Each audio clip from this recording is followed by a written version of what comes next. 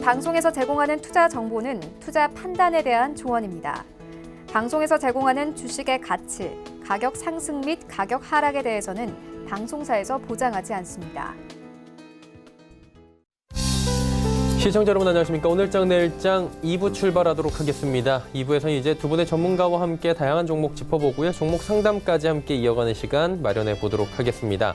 종목 상담 원하시는 분들은 하단에 번호 나갑니다. 100원의 정보 이용료 부과되는 샵 0082번을 통해서 가지고 계신 종목명, 매수 가격, 비중을 적어서 보내주시면 잠시 뒤에 상담 이어가 보도록 하겠습니다.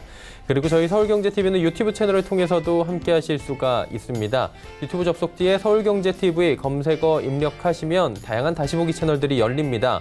그리고 제일 상단에 실시간 채널 함께 열려 있는데요. 라이브 채널로 들어오시면 댓글창을 통해서 의견을 주실 수도 있고요. 종목 상담도 이곳을 통해서 남겨주셔도 됩니다. TV와 동일하게 시청 가능하니까요. 유튜브 채널도 많이 이용 부탁드립니다. 자, 시황부터 잠시 짚어보겠습니다. 자, 시황 보시면 지금 코스피가 2200선을 회복을 하지를 못합니다. 어제 2200으로 간신히 마무리를 했는데 오늘장에서 다시 2190포인트대까지 내려온 상황이고요. 낙폭은 0.4%대입니다. 전 시간대와 비슷한데 하루간의 흐름을 잠시 정리해 보도록 하겠습니다. 보시면 장중 고점도 2120포인트가 안 됩니다. 그리고 저점도 현재 포인트 대비해서 그렇게 많이 빠지지도 않고요. 즉 하루 종일 움직임이 그렇게 크지 않다라는 부분이고요. 수급 주체 확인해 보도록 하겠습니다. 수급 주체 보시면 양매도입니다. 기관이 오전까지 좀 매수를 해줬는데 오후 들어서 매도 전환을 하는 모습이 현재 포착이 되고 있습니다. 기관 투자자 가운데에서는 지금 금융투자 연기금을 사고 투신 쪽에서 지금 매도가 좀 나오고요. 개인이 733억 원 매수합니다. 코스닥 살펴보도록 하죠. 752.52포인트입니다. 0.7% 하락합니다. 5.3포인트 하락하는데 하루간의 흐름 마찬가지로 좀 정리해 보도록 하겠습니다. 보시면 756 장중 고점, 저점은 751입니다. 한마디로 코스닥도 큰 장중 변동폭은 위아래로 보이진 않습니다.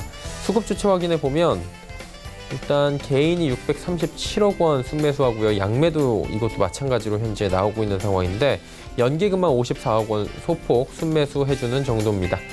자, 원달러 환율 오늘 문제입니다. 원달러 환율이 1159원대까지 올라왔네요. 1160원까지 1원밖에 채 남질 않았습니다. 저희가 방송 지금 자막과 조금 다른 게 그 순간에 지금 더 올라오고 있고요. 원달러 환율이 어제 오늘 급등 흐름을 이틀 연속 이어가면서 가파르게 지금 올라오고 있고요. 증시에 부담이 분명히 되고 있는 상황입니다. 금일폰 방송에서 제공해드린 정보는 투자 판단에 대한 조언일 뿐입니다. 해당 주식의 가치와 수익률 보장해드리지 않는다는 점 참고해 주시기 바랍니다. 마감 전략 함께 짚어보도록 하겠습니다. 메리츠종금증권 영업부의 권홍섭 대리 연결돼 있습니다. 대리님 안녕하세요. 네, 안녕하십니까. 예, 오늘도 시장이 조정을 좀 보이고 있는 상황인데 시장 점검 한번 부탁드리고요. 마감 전략 어떻게 세우면 좋을지 들어볼까요? 네, 오늘 우리나라 증시는 전날 1% 가까이 내린 코스피 지수가 오늘도 역시 하락세를 지속하고 있습니다. 장 초반 11시까지만 하더라도 기관이 다시 한번 매수세에 돌면서 보합권까지 가려고 노력은 했으나 다시 또 기관이 매도에 나서면서 또 하락폭을 나타내면서 이제 혼조세를 보이고 있는 상황입니다. 현재까지로서는 이제 올해 1, 4분기 경제 성장률이 지난 10여년 만에 최저치라는 소식이 여파를 좀 미치고 있는 모양새로 나타나고 있습니다. 올해 1, 4분기 우리나라 실질 국내 총생산인 GDP 증가율이 전분기 대비 0.3%포인트를 기록해서 글로벌 금융위기 이후에 10여년 만에 최저치를 기록했다는 소식 역시 하락세를 부채질하고 있는데요. 이는 그 금융위기를 겪던 2008년 4분기 이후 최저 수준으로 나타나고 있습니다. 따라서 최근 들어서 반도체 업황과 그리고 IT 분야에서 계속적으로 실적이 낮아짐에 따라서 우리나라 경제가 침체기에 들어가지 않느냐는 의구심이 발생해서 그런 부분에서 투심으로 작용을 했기 때문에 외국인도 선뜻 매수에 동참하지 못하는 모습들이 포착이 되고 있습니다. 반면에 이제 삼성전자가 오늘 2030 전략을 발표했는데요. 삼성전자가 2030년까지 시스템 반도체 등 비메모리 반도체라고 하는 건 이제 PC와 그리고 스마트폰의 두뇌 역할을 하는 CPU와 AP, 이미지 센서 등을 얘기를 하는데 이런 분야에 걸쳐서 연구 개발과 그리고 생산 시장 확충에 133조 원을 투자한다고 밝혔습니다. 그 밖에도 이제 파운드리라든 펜리스 업체들이라든지 뭐 시스템 LSI 사업 등 여러 가지 시스템 반도체 사업 경쟁력 강화를 위해서 국내 분야에서는 한 73조 원, 그리고 최첨단 생산 인프라에는 60조 원 정도 투자한다는 계획을 발표함에 따라서 오늘 반도체 관련 섹터들이 움직임을 나타내고 있는 상황입니다. 그러나 이전에 뭐 하이닉스 대규모 투자 발표라든지 어떻게 보면은 일회성으로 끝날 여지가 있기 때문에 추경 매수하기보다는 역시 장이 현재 좋지 않은 조짐이 나오고 있는 상황이기 때문에 좀 더 관망을 할 필요가 있다, 이렇게 보시면 될 것 같고요. 1시간 남짓 남은 상황에서 일단 기술적 분석상 코스피는 전체적인 시각에서는 2150선에서 2250선 박스권 기조를 이어갈 것으로 예상이 되고 있습니다. 과거에 우리가 2007년 이후 2008년 금융위기 이후에 GDP 성장률이 계속적으로 저성장 기조에 돌입할 때처럼 계속적으로 박스권이 예상됨에 따라서 어떻게 보면은 2150선까지 좀 기다렸다가 매수하는 것이 현재 투자 전략이 유효한 상황이고요. 현재 2250선 내지는 만약에 현재 좀 수익권에 들어와 있는 상황이라고 하면 비중 축소 내지는 리스크 관리 차원에서 현금화 전략도 지금은 유효하다, 이렇게 보시면 될 것 같습니다. 자, 그렇다면 남은 시간 동안에 저희가 관심 갖고 지켜볼 만한 종목 있습니까? 네, 최근 들어서 이제 자동차와 그리고 화장품 관련된 이제 종목들의 매수세가 좀 포착이 되고 있는 상황입니다. 오늘 소개해드릴 종목도 자동차 부품주인 그 성우 하이텍이라고 하는데요. 동사의 경우에는 이제 자동차 부품에 들어가는 범퍼 빔과 그리고 셰시 부분에 대해서 OEM을 전문적으로 하는 업체다, 이렇게 보시면 될 것 같습니다. 현재 기존의 현대 기아차를 기준으로 해서 전량 납품하고 있는 상황인데, 최근 들어서 폭스바겐과 BMW 등 매출처 다각화를 통해서 사업 영역을 다각화하고 있는 상황입니다. 현재까지로서는 자동차 부품주들 가운데서도 성우 하이텍이 굉장히 저점 대비해서 들어 올라오고 있는 상황이기 때문에 다른 부품 업체들은 최근 들어서 2배 이상 상승한 반면에 동사의 경우에는 한 30%의 상승을 가지고 왔었기 때문에 상승 여력은 더 충분히 있는 상황입니다. 따라서 최근 들어서 현대차, 만도, 모비스 등 추세가 상승 전환을 함에 따라서 현대차, 기아차에 납품하고 있는 부품주들도 따라서 같이 움직일 가능성이 크기 때문에 성우대 하이텍의 투자 포인트를 잡으시면 될 것 같고요. 수급 상황을 보더라도 외국인과 기관의 매수세가 뚜렷하게 나타나고 있습니다. 기관의 경우에는 과거에 10일 이상 연속 매수를 하고 있는 상황이고, 외국인도 최근에 매수세를 보이고 있는 상황에서 이런 부분에서 최근에 장이 좀 급격하게 안 좋아지고 있지만 자동차 쪽의 부품에 관심이 있다고 하시면 이 동사를 한번 주목해 볼 만한 상황이고요. 가격적인 전략으로는 오늘 종가 내지는 내일 시초가 공략할 것만 하고 목표가는 6,500원, 손절가는 4,200원 잡고 가격 전략을 짜시면 될 것 같습니다. 네, 남은 시간 동안에 성우 하이텍 지켜보자라고 말씀해 주셨습니다. 오늘 말씀은 여기까지 듣겠습니다. 고맙습니다. 네, 감사합니다. LH증권증권 영업부의 권홍섭 대리와 함께했습니다.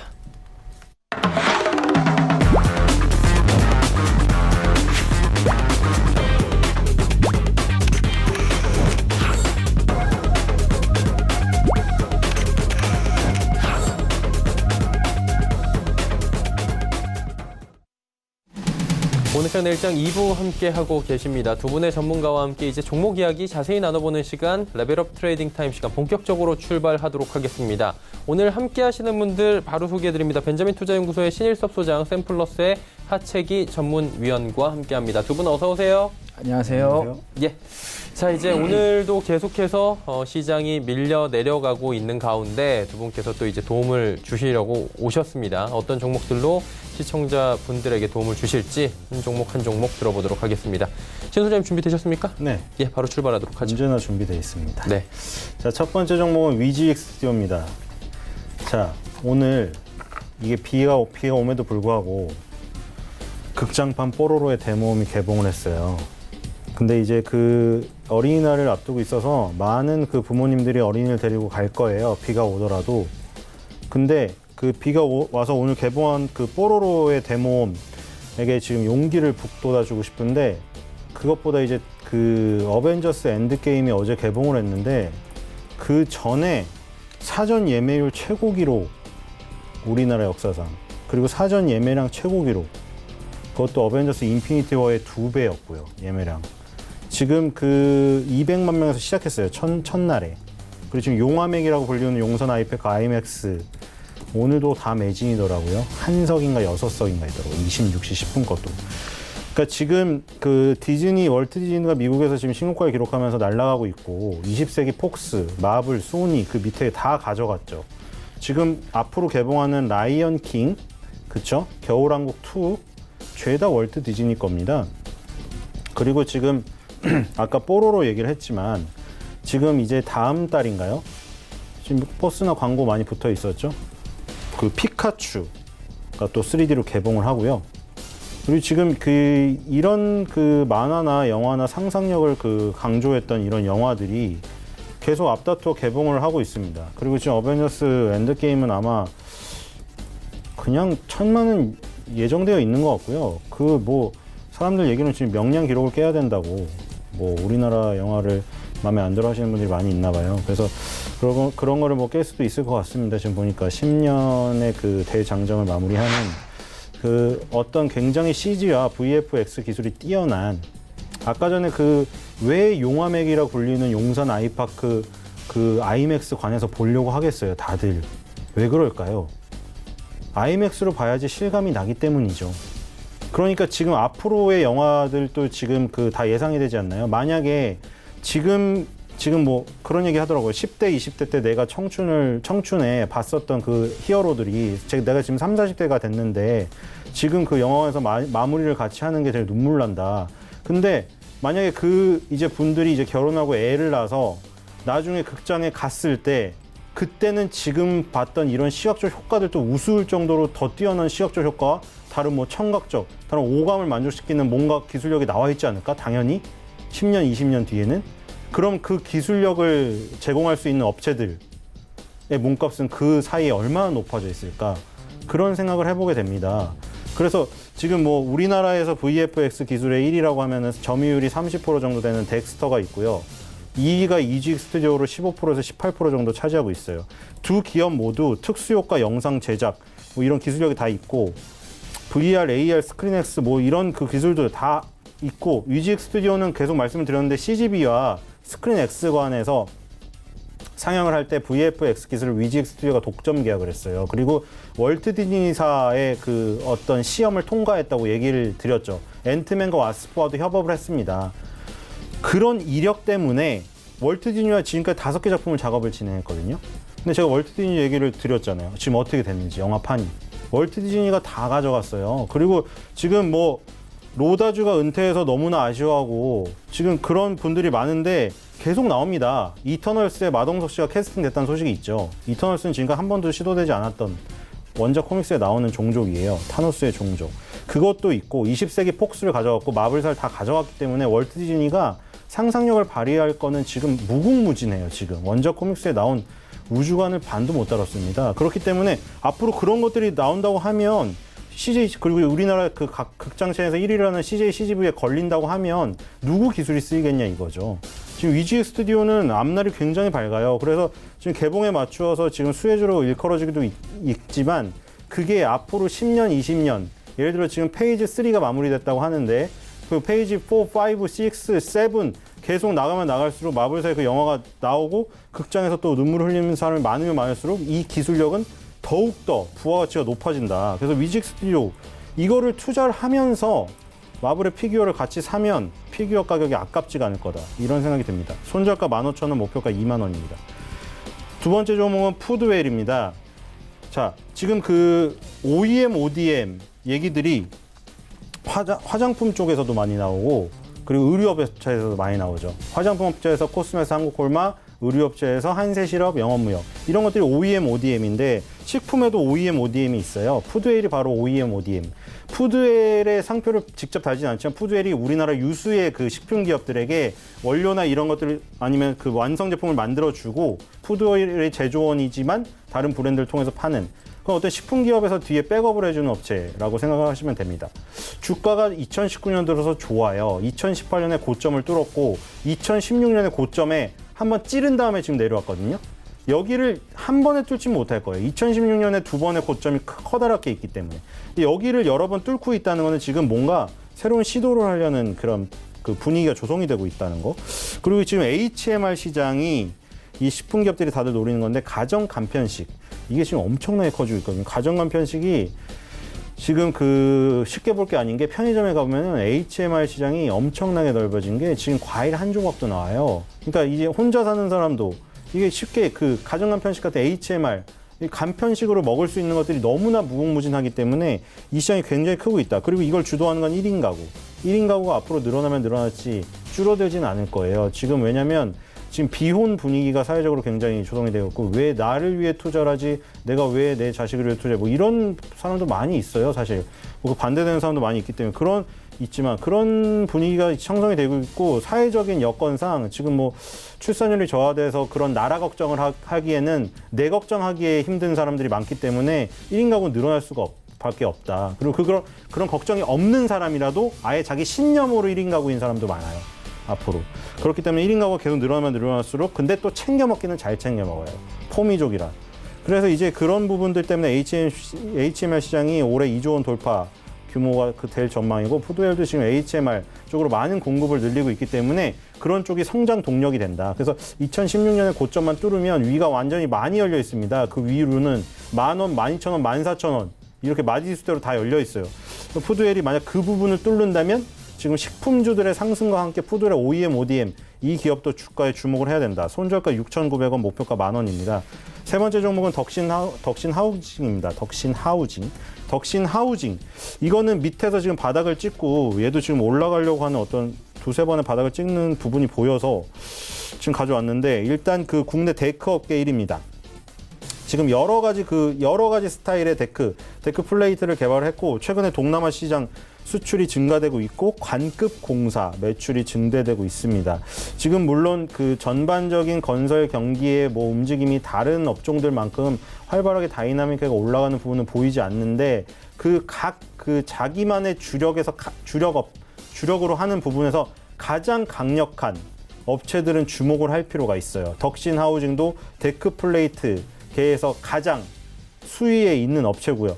그래서 지금 바닥에서 세 번의 바닥을 찍고 지금 2,300원 넘어가는 그 사이 2,500원 이 라인이 굉장히 강력해요. 매물이. 보시면 2015년에 만들었던 고점이 2018년에 그걸 뚫으려다가 실패를 했고 2019년에 이번 연도 초반 2월달에 뚫으려다 또 실패를 했거든요. 그래서 지금 두 번 정도 뚫었는데 실패를 했어요. 그래서 두 번 정도 뚫어서 실패를 해서 조금 많이 밀린 감도 있지만 다시 이걸 뚫는 금방 다시 돌파를 하게 되면 얘네 매물이 그 전열을 재정비하기 전에 약해진 틈을 타서 다시 한번 찌를 수가 있습니다. 그래서 그걸 한번 기대해 보고요. 그래서 손절가 1,600원, 목표가 3,000원입니다. 네 번째 종목은 한류 AI 센터입니다. 한류가 들어간 게 한류 타임즈라는 종목이 있고 한류 AI 센터라는 종목이 있어요. 자, 한류 AI 센터. 지금 사실 많이 빠졌는데 지금 빠진 자리가 지금 어디까지 빠졌냐면 이제 2016년, 17년도에 행보했던 그 자리까지 빠졌어요. 제가 보기엔 이거는 기술적 반등은 반사적으로 나온다, 일단은. 그리고 저번에도 이거 소개시켜 드렸는데 일단 빅스비를 개발했던 그죠? 삼성전자에서 AI 전문가 그 정지량 박사님을 영입했다는 소식을 그때 알려드렸는데요. 음성인식 AI 컨텐츠 개발에 주력을 하겠다. 그래서 이제 사용자가 원하는 사람의 음성으로 들을 수 있는 차별성. 여기에 이제 그 어떻게 보면 한류 AI 센터 이름에 맞는 어떤 컨텐츠를 개발을 하고 있어요. 그래서 이런 컨텐츠들이 개발하는 그 과정이 빨리빨리 이제 그 나타나게 되면은 이제 기본적인 스토리가 추가돼서 이 기술적인 그 어떤 부분이 상승 부분이 나타나는 거와 시너지 효과를 낼 텐데 지금 그 소식이 안 나오니까 지금 줄줄이 내려오고 있습니다. 근데 어느덧 기술적인 부분은 이제 바닥까지 갔어요. 그래서 여기서 이제 저런 부분 신기술이나 신제품 출시 소식만 나오면 기술적인 반등 거기에 플러스 알파로 더 올라갈 수 있는 부분이 나오지 않나 싶고요. 그래서 손절가 2,700원, 목표가 5,000원입니다. 마지막 종목은 그랜드 백화점입니다. 자, 그랜드 백화점을 지금 자주 가져오고 있는데 자, 이거 소리 소문 없이 가는 종목이죠. 그랜드 백화점 저번에 얘기를 드렸는데 저번에 얘기 드린 건 뭘 얘기 드렸죠? 자산 재평가에 대한 얘기를 자세히 드렸습니다. 자율 공시였는데 나왔고 자산 재평가 엄청나게 나왔죠. 가격이. 그러니까 이게 뭐 부동산 가격이 폭등하고 내가 물가가 폭등하고 막 이러니까 나는 막 정부를 이제 욕하면서 부동산 가격도 못 잡고 내 그 주머니는 어려워지는데 참이슬 가격 또 올렸네? 아, 너무 열받아. 지금 부동산 가격이 열받아서 술 한 잔 마시려고 했는데 참이슬 가격 올라와서 술도 못 마시게. 자, 그렇게 욕만 할 게 아니라 그럼 부동산 가격이 폭등하는 거를 해지할 수 있는 종목을 주식에 투자해야죠. 그러니까 물론 내가 그냥 나는 그렇게 자본주의에 편승해가지고 내 신념상 그렇게 자본주의의 수익을 가져가는 거에 열차에 편승하는 것조차 내 자존심이 허락을 못하고 내 신념은 아니야. 나는 그냥 정도를 지키고 나는 그냥 사회의 그런 문제에 한 거를 할 거야. 이렇게 얘기를 하면 할 말이 없는데요.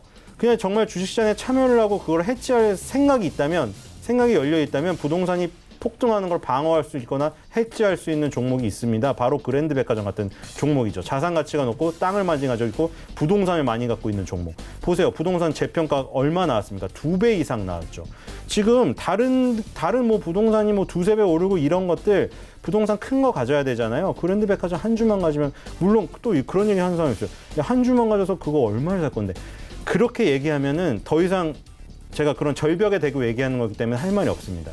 근데 저는 이제 지금 그 주식에 투자하고 계시고 주식에 투자할 수 있는 마음이 열린 사람들이 많다고 생각을 하기 때문에 그런 분들을 대상으로 얘기를 한다면 충분히 뭐 그냥 커피 한 잔 가격으로 리츠 사가지고 부동산 가격을 해지할 수 있지. 이런 기사 타이틀이 우스워 보일지 모르겠지만 그 주식에 투자하시는 분들은 그게 우습지가 않아요. 왜냐면 그것들을 모아가는 거를 모아가서 그런 부동산 자산 가치가 뜨면서 주식 가치가 오르는 거를 경험을 해보신 분들이 꽤 있고 그것을 증명해내서 다른 사람들에게 당당하게 말할 수 있는 자신감 있는 수익을 얻어보신 분들이 많다고 생각을 하기 때문에.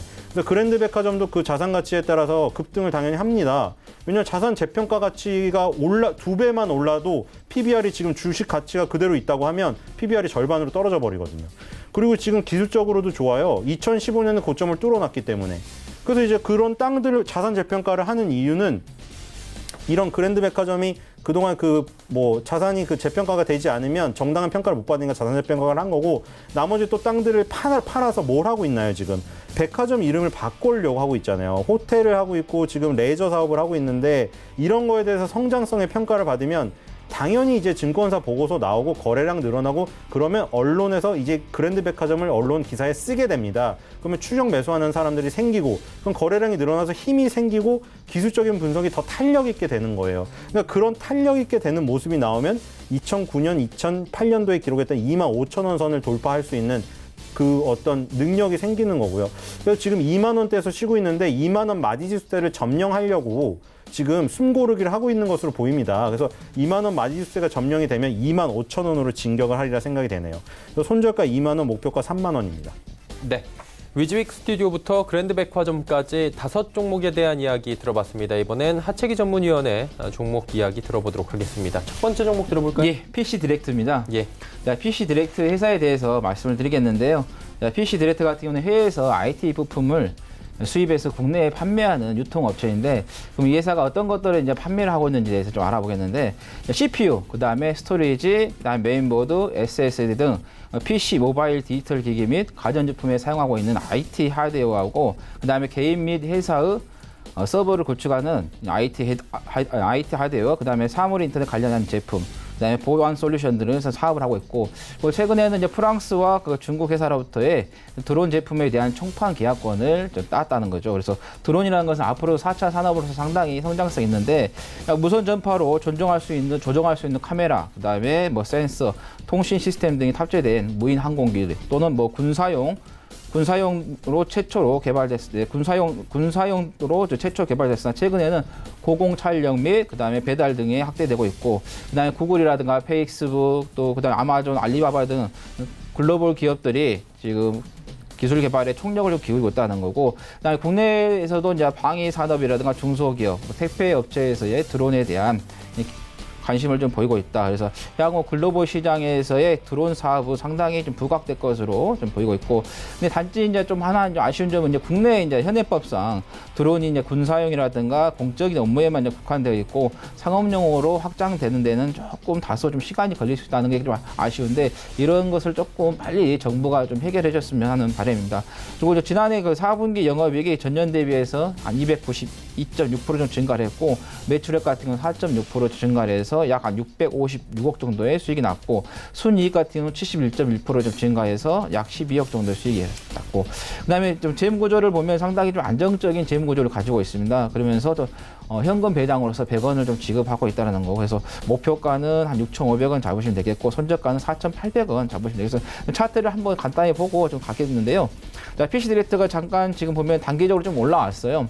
올라오고 나서 살짝 지금 현재 눌림을 좀 주고 있는 그 구간이기 때문에 여러분께서 급하게 매매하시는 것보다도 살짝 지금 눌림을 주고 있는 구간에서 매매를 하시는 게 가장 좋겠다는 말씀드립니다. 그리고 수급을 보면은 자, 외국인 쪽에서 최근에 보시면은 계속해서 어떤가요? 급격하게 좀 매수세가 좀 들어와 있기 때문에 그래서 외국인의 수급을 좀 보면서 PC 디렉트 좀 관심을 가져보시라는 말씀 드리겠습니다. 자, 그 다음에 또 종목은 이제 텔코웨어인데요. 텔코웨어 같은 경우는 이동통신망의 그 주 시스템인 뭐 음성 핵심망 솔루션과 무선 데이터 솔루션을 좀 제공을 하고 있는데 주요 고객 측이 이제 SK텔레콤과 LG U+입니다. 그리고 텔코웨어 같은 경우는 5G하고도 좀 관련이 되는데 이제 5G라는 것은 최저 100메가에서 최대 20기가까지 다운 받을 수 있는 속도를 낼 수 있어요. 그래서 4G라든가 LTE에 비해서 약 한 70배 이상 정도에 빠르다는 거고, 그 다음에 1km 반경 안에서 한 100만 개의 기계에서의 기계 사물 인터넷 서비스를 좀 제공할 수 있고, 그 다음에 시속 500km가 넘는 그 고속철도에서도 자유롭게 또 통신이 가능하다는 거. 그래서 이 5G 같은 끊김없이 많은 양의 데이터를 중앙 서버와 좀 주고받으면서 자율주행이라든가 사물 인터넷 분야에서의 5 기술이 빠르게 도입이 될 것이라고 말씀드립니다. 그래서 최근에 그 과학정통부에서도 5G 정목망 구축 지원 및 그다음에 뭐 국가에서 5G 사용과 관련해서 약 30조 원 정도 투자를 한다고 했기 때문에 정부 정책에 아마 수혜를 받아서 기대를 해보면 좋겠다라는 거고, 그다음에 이제 지난해 좀 매출액을 좀 보면은 전년 동기 대비해서 한 1.8% 증가를 했어요. 실적이 그래도 나왔습니다. 약 421억 정도 좀 수익이 났고, 영업이익 같은 경우는 전년 동기에 비해서 15.8% 좀 증가를 하면서 약 한 60억 정도 수익이 났고, 그다음에 수익이익 같은 경우는 전년 동기에 비해서 똑같이 19.7% 약 한 63억 정도 좀 수익이 났다라는 거고, 그다음 배당금을 650원이나 줍니다. 상당히 많이 줍니다. 메리트가 있죠. 그래서 안정적인 재무 구조에 또 배당금도 지급이 되고 5G로서의 성장성이 부합이 되어 있기 때문에 여러분들이 관심을 좀 가져보시면 좋겠다라는 거고, 자, 목표가는 17,000원, 그 다음에 손절가는 14,100원 말씀드리겠습니다. 차트를 한번 보면은 최근에 4월 11일 날 올라갔다가 이때 이제 정부 정책에 의해서 살짝 한번 올라갔습니다. 그리고 다시 좀 눌림목 주면서 21선을 이탈했지만은 지금 저가 매수세가 꼬리를 달면서 계속 들어오고 있다는 거, 61선 좀 지지를 받고 있는 거, 그 다음에 최근에 이제 아무래도 정부 정책이다 보니까 뭐 수급 쪽에서도 뭐 기관 쪽에서의 계속해서 매수세가 좀 들어오면서 크게 나가지 않고 계속해서 자리를 좀 유지하고 있다는 거. 오히려 개인들은 계속해서 빠져나가고 있는 거니까 그거 좀 참고하시면 되겠다는 말씀드립니다. 자, 그 다음에는 한소케미칼 말씀드리도록 하겠습니다. 자, 한소케미칼 같은 경우는 라텍스, 그 다음에 과산화수소, 그 다음에 고분자 응집제, 그 다음에 차화항산소다라든가 다양한 제품들 생산하고 있는데, 라텍스 같은 경우는 접착 코팅제로 인쇄용지 및 산업용지대에 생산하는 데 있어서 주로 사용하게 되겠고요. 과산화수소 같은 경우는 제재라든가 섬유의 표백제, 그다음에 반도체용으로도 좀 사용하고 있고, 고분자 응집제는 뭐 친환경 폐수 처리하는 데 있어서 사용된다라는 거, 차화항손화는 SD라든가 하원 표백제 등에 좀 사용하고 있는 제품이다. 이런 거 말씀드리겠고, 그다음에 주요 매출처는 삼영순화라든가 한솔재지, 글로텍, 삼성전자, 그다음에 신화 인터텍 있고요. 상장사인 뭐 테이펙스라든가 한솔, CNPC 최대 주주로서 뭐 한솔홀딩스, 시트리즈 지분을 갖고 있다라는 거고, 실적을 좀 한번 보면은 이 회사가 지금 보면 올해 연결 기준으로 해서 매출액이 한 6,280억 정도 예상이 되고 있고, 그다음 영업이익이 한 1,206억 정도 기록할 것으로 좀 예상이 되면서 하반기 업황이 좀 회복되면서 성장 속도가 좀 가파르게 좀 올라가지 않을까 좀 예상이 되고, 그다음에 이게 소재가 2차 전지 소재에도 이 제품이 좀 들어가기 때문에 중장기적으로 성장률로서 좀 기대를 해보자라는 말씀드리고, 그다음에 국민연금에서 14.08%의 지분을 보유하고 있습니다. 국민연금에서 지분을 보유하고 있다는 건 그만큼 이 회사에 대한 어떤 기대의 심리가 있기 때문에 갖고 있겠죠. 그래서 목표가는 94,000원 잡고 있고, 손절가는 종가 기준에서 82,300원을 말씀드리겠습니다. 이것도 한번 수급을 한번 보면요, 차트를 보면은 최근에 올 상반기 때 2월 달에 한번 2월 25일 날 잠깐 올라갔다가 그 다음에 좀 조정을 좀 주고 있는 시장이 조정을 주면서 같이 조정을 하고 있는데 그 와중에도 이제 빨간색이 이제 레드선이 애국인인데 애국인이 계속해서 매수세를 하고 있어요. 매수하고 나서도 나가지도 않고 근데 오히려 개인하고 뭐 기관은 좀 나가고 있는데 지금 시장에서 코스피의 수급 주체는 애국인이었는데 지금 최근에 나가고 있지만 그래도 그 애국인이 나가지 않고 자리를 지키고 있기 때문에 한솔케미칼 좀 관심 있게 좀 봐주시라는 말씀 드립니다. 자, 그 다음에 대덕전자 말씀드리겠는데요. 대덕전자 같은 경우는 인쇄 회로 기판이죠. PCB 및 연성 회로, 인쇄 회로 기판, FPC 등을 이제 전문적으로 제작하고 있는 회사인데 주요 거래처가 삼성전자, 그 다음에 SK하이닉스, 삼성전기, 캠시스, 파트론, 그다음에 MC넥스, LG노텍, 그다음에 스카이워크스, 마이크론 등 다양하게 좀 거래처를 가지고 있고 그 다음에 인쇄 회로 기판 같은 경우는 휴대폰과 반도체 등 각종 전자제품의 좀 부품이 주문 생산 방식으로서 납품이 공급이 되고 있다는 거고 이 종목 같은 경우도 5G 스마트폰으로서의 수혜를 좀 볼 수 있어요. 아까 조금 전에 말씀드린 것처럼 인쇄 회로 기판이 휴대폰에 좀 들어가기 때문에 5G 스마트폰 수혜를 좀 보시라는 말씀 드리겠고 그 다음에 작년이죠. 연간 기준을 봤을 때 18년도에 매출액이 한 5,900억 정도 나왔고요. 그다음에 전년 대비해서 한 15.6% 증가를 했고, 그다음에 영업이익 같은 경우 한 348억 정도, 그래서 13.8% 좀 증가. 순이익 같은 경우 한 2,647억이 나오면서 644.4% 증가했습니다. 실적이 상당히 계속해서 쌓여가고 있고요. 그다음에 이제 안정적인 재무 구조를 좀 가지고 있고 그다음에 배당금 같은 경우 한 300원을 좀 지급을 하고 있습니다. 그러니까 그만큼 주주들에게 친화 정책을 좀 펼치고 있다는 거고 이 종목 또한 국민연금이 11.53%의 지분을 좀 가지고 있다는 거고 그다음에 2018년도에 대해서 2019년도에 매출액이 한 48% 정도 성장할 것으로 좀 전망이 되기 때문에 그래서 5G 통신 관련해서 장비 관련해서 대덕전자 관심 보시고요. 자, 목표가는 11,300원, 근데 손절가는 종가 기준에서 9,430원 말씀드리겠습니다. 자, 대덕전자 같은 경우도 한번 수급을 보면은 오늘 한 3% 정도 지금 실시간에 지금 올라오고 있는데요. 자, 기관 쪽에서 바닥에서 좀 매수세가 좀 들어온 이후에 계속해서 그 매물량을 정리하지 않고 계속 가지고 있다는 거고 단지 조금 아쉬운 게 이제 외국인들이 좀 계속 들어왔는데 이번 시장에서 조금 매도를 하고 있다는 게 좀 아쉽긴 하는데 그래도 좀 실적이 계속해서 나와주고 있고 5G 성장주로서의 기대가 되기 때문에 좀 기관들의 좀 수급을 좀 믿고 좀 대응을 해보시라는 말씀드립니다. 자, 그다음에 마지막으로 한국주철관 말씀을 드리도록 하겠습니다. 자, 한국주철관 같은 경우는 상하수도용 주철관 및 관광 제조업체인데요. 뭐 덕타일 주철관 직관 및 뭐 이형관 기타 뭐 볼트너트와 그다음 기타 기계 주물, 그다음에 말뚝 관광 수도용 도복장 관광을 생산하고 있는데 이 관광업 같은 경우는 상당히 좀 많이 좀 산업에서의 중간재 역할을 하면서 건설이라든가 석유, 화학, 그다음에 화학, 섬유, 뭐 제지, 그다음에 조립금속, 자동차, 조선 등 거의 전 산업에 걸쳐서 수요가 분포되어 있다는 거죠. 뭐 특히 건설 경기 및 SOC 뭐 투자 등에 많은 영향을 좀 받고 있고, 그다음에 광역 상수도망이라든가 가스관, 농수로 공사, 항만 건설 및 보수 공사, 그다음에 노후 가스관 및 수도관 교체 등에 있어서 수요가 좀 발생하고 있기 때문에 꾸준하게 어떤 그 보수 공사 쪽에서 수익이 발생하고 있다. 그래서 그런지 강급 공사 위주로 하겠다 보니까 주요 수요처가 조달청이라든가 각급 지자체, 그다음에 수자원 공사 등이 되겠고요. 그다음에 이 회사가 이제 화장품 제조 회사를 좀 가지고 있는데 엠프란이라고 해서 그래서 화장품 관련주로서 그래서 중국 소비자하고도 좀 연관이 되겠고, 그다음에 남북 경협주죠. 이 관관을 만들고 있기 때문에 가스관에서 러시아와의 그 가스관이라든가 그다음에 또 SOC 사업을 해서의 남북 간의 그 철도, 도로 이런 쪽으로 연결되기 때문에 남북 관계에도 수혜를 좀 볼 수도 있다는 거 말씀드리겠습니다. 그래서 목표가는 16,200원이고요. 손절가는 종가 기준으로 9,450원 말씀드리겠습니다. 네, 한국주철관까지 5종목에 대한 이야기 들어봤습니다. 자, 속보가 들어와 있는데 김정은 국무위원장과 푸틴 대통령의 단독 회담이 지금 이어지고 있었는데 확대 회담까지 시작이 됐다. 지금 북러 정상회담이 한창인데 이 부분에 대한 소식들이 들어오고 있는 상황입니다. 자, 이제 단기 접근 종목들 리뷰를 좀 해보도록 하겠습니다. 신 소장님은 동양 피스톤을 지난 시간에 말씀해 주셨는데 결과 어땠습니까? 네, 지금 뭐 괜찮은 것 같습니다.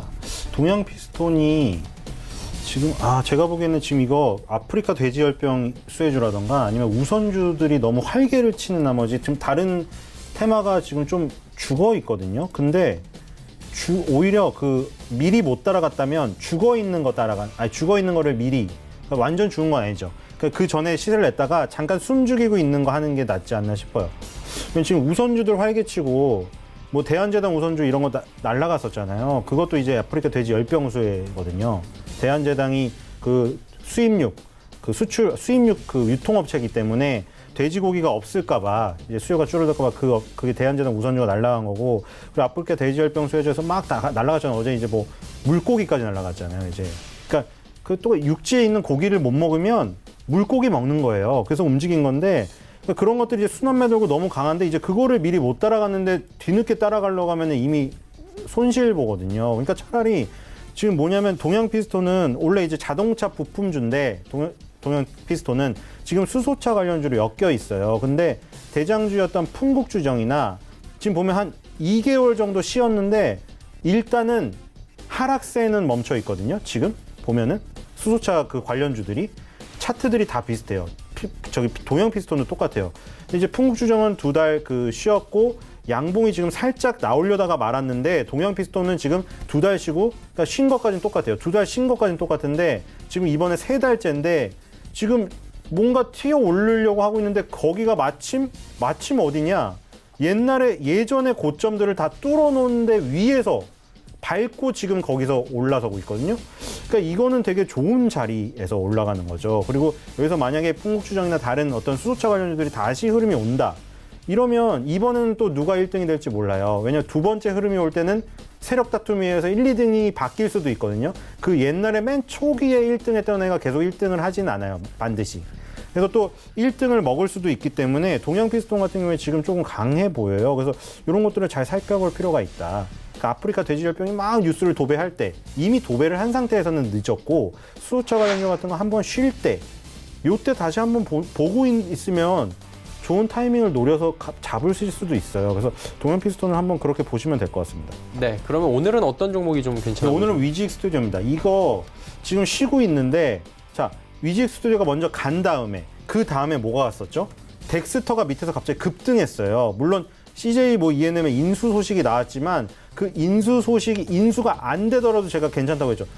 인수 소식은 그냥 달고 가면 돼요. 그냥 계속 덱스터가 유지를 하면서 달고 가면은 그거는 그냥 플러스 알파고, 제가 아까 말했듯이 인수가 누구한테 되든 그건 상관이 없고 덱스터의 기술력이 중요해요. 기술력이 지금 뭐 그 뭐죠? 킹콩 만든 미스터고가 옛날에 흥행에 실패했는데 흥행에 실패한 게 중요한 게 아니에요. 누구든 실패할 수 있어요. 어떻게 하루아침에 월트 디즈니가 될 수가 있겠어요. 미스터고가 실패했지만 그 킹콩을 묘사하는 그 기술력을 엄청나게 축적해 놓은 걸로 만족하는 거예요. 덱스터는.